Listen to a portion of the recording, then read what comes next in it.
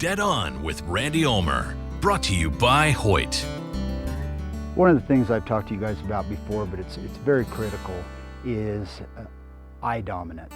A lot of people that are right-handed will be left eye dominant, and you need to know about that so you can do things to compensate for it. You may even have to change to a left-handed bow. And a lot of archers, a lot of bow hunters are getting older, and sometimes their dominant eye has an issue. It becomes weaker, it gets a cataract.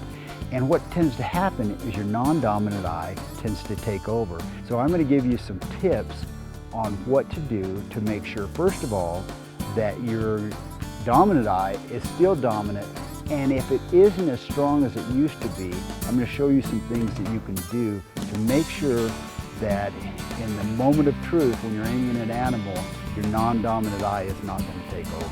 So I know this is really basic, but for those of you that don't know, I'm going to show you how to determine which eye is your dominant eye. It's very simple.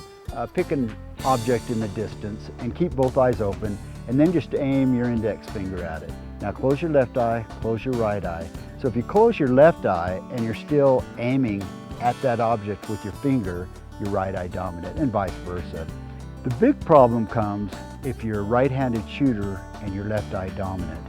If you're a beginning shooter, you might want to just go ahead and try shooting left-handed. It's no big deal. But if you've been shooting right-handed forever, you're really going to want to try to find a workaround. Here's one thing you can do. It's not the best solution, but it does work. If you wear glasses, it's great. You can take a little piece of cellophane tape and put it on the side of your glasses. That way, when you're looking forward, you can see everything. But when you turn to shoot, the cellophane tape covers up your left eye, so when you're actually aiming, you can't see the target or the deer with your left eye, but you can only see it with your right eye. So your left eye won't take over. And I actually did that when I was shooting competitions. Not because I was left eye dominant, but because as the tournament went on, my right eye would become fatigued and my left eye would try to take over. The other thing you can do is to close your left eye when you're shooting.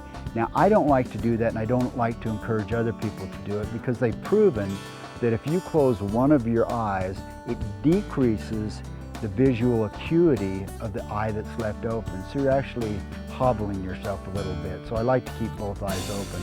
But there is one thing that you can do that's very simple, and I'm going to demonstrate it to you.